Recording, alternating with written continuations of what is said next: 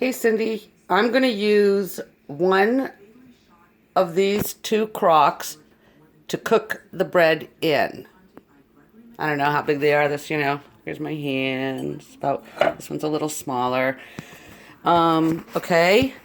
Dough hook, mixer. I'm going to use some whole wheat flour, and in this is just regular flour. So, here we go. I'm going to put in, I don't have a thing to hold my phone, so anyway. Sorry, sitting you down. All right, here's the yeast. I don't measure anything because I don't feel like it. So I just use, it's a regular teaspoon. Dump that in. Hold on, I gotta get the sugar. Get about level teaspoon of this sugar just to help it go.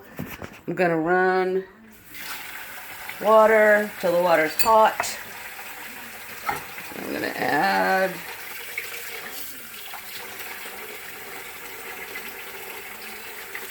it's taking a while because it's pretty cold this morning.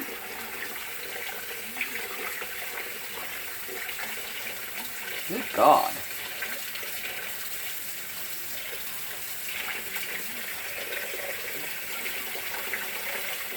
All right. So here's a cup of hot water. I'm just sending it in there. I like to add a little olive oil. I guess you could use flavored olive oils too. Sometimes I even throw in, if I want like black olives. Okay, I've just got like one of these pourers. I always put my olive oil in the same jar. So I'm going to dump it.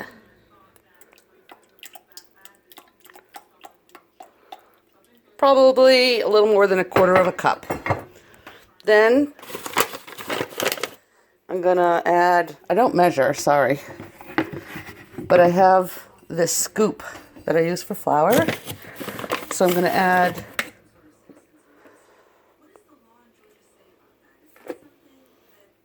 that much whole wheat, maybe a little more. Whole wheat takes more moisture, so you have to keep that in mind. Now I'm going to go with regular flour. I'm going to start, oh yeah, I better attach that. Okay. And I know I don't need to mix it yet because I need to add more flour. So just dumping it in. And start it. I need to add some salt. You don't want to add too much salt because it slows down the yeast. Let me see.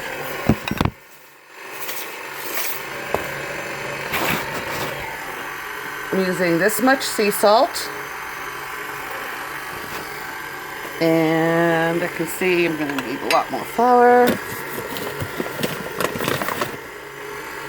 Try not to get my hand caught in there. It hurts.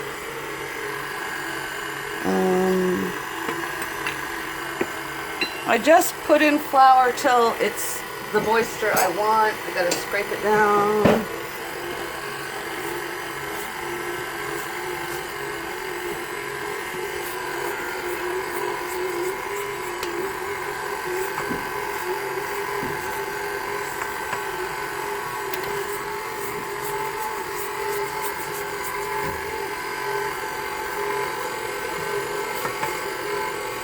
I want to feel it now to see if I need to add more water because it's hard to add it once it's all incorporated.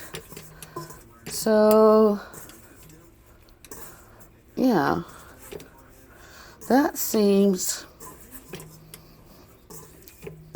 about right. It's forming a ball. And it's kind of, I can feel it. It's not exactly sticking to my fingers, but it sort of wants to. Now I'm going to I let the mixer do the job for me.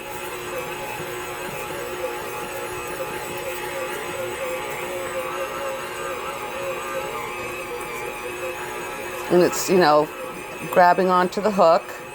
So they're going a little faster. You kind of want it to slap the sides of the pan.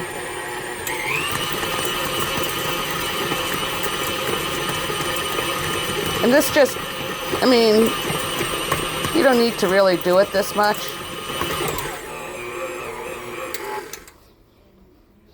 So let's check it again. Yeah, it's kind of sticky. Now with sourdough, I was reading about it, and I've made sourdough before, but that's because I didn't put yeast in, and I just figured I'd let it go. So you can see it's kind of a firm ball. With sourdough, what they say is to mix it, get it like this, let it rest for like 30 minutes, and then the real kneading begins. So I'm going to try a little bit more. Whole wheat is just sort of a coarser flour. It takes a little longer to get when the dough gets stretchy, a little stretchy. So you can hear it slapping the sides.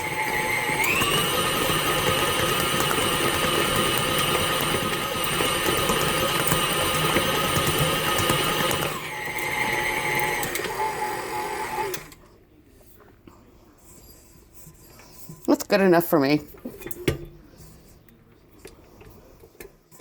Because I'm going to knead it again before I cook it anyway. So this is just to get everything all mixed in. Then what I use, let me move that. I've got these things which are super handy. They're just like a thing that seals it. Put it on the top. Since my kitchen is pretty cold today, I'm going to go set it on the table where there's more sun. And it will get warmer. Here we go.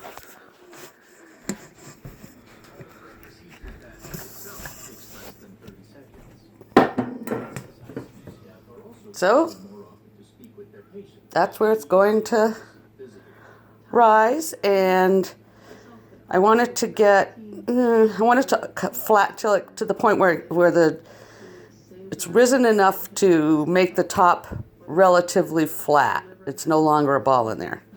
I'll be back to you later.